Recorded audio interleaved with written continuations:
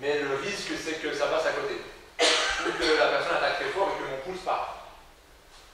Donc le réflexe naturel est ici, et on va dire ok, on va optimiser. Le problème, c'est que la lame, c'est très grand, je vais quand même toucher. Est-ce que j'ai la force pour résister sur ça? Donc le premier mouvement qu'on fera, c'est celui-là. Donc vous avez vu, j'ai fait un mouvement de blocage ici, sur la zone du poignet, donc le plus proche possible de la lame, et en même temps, je rentre sur ma tête. Pour que la lame soit derrière, que je ne sois pas ici. Si la lame fait 10 cm de plus, je vais toucher au visage. Donc ici, ok? Donc pour l'instant, vous allez travailler sur des choses comme ça. Elle attaque, je mets mon bras en blocage et je plonge ma tête du côté du bras qui attaque. Donc le bras armé. On ne fait pas des choses comme ça. C'est plus problématique. On essaie de se défendre. Ici, en rentrant la tête. Pour être sûr que la lame est là. Donc je vais passer corrigé. Vous avez déjà travaillé ça une dizaine de fois chacune. Attaque de haut en bas lentement parce que plus on attaque fort, plus la personne qui attaque a mal. Bon, si lui il est là, il va falloir que je me réaxe pour continuer à attaquer. Donc quand il va attaquer, je vais viser et sortir.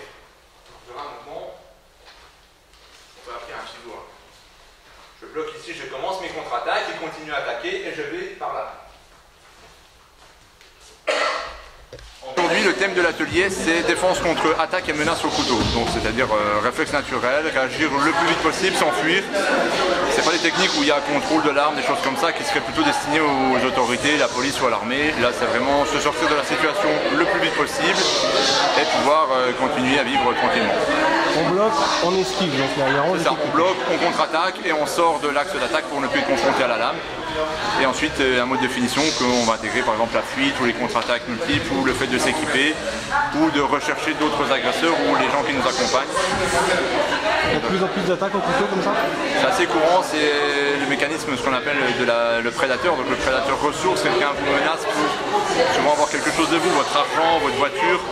Il n'a pas forcément besoin de l'utiliser, mais il veut utiliser l'arme pour augmenter sa force d'intimidation, on va dire.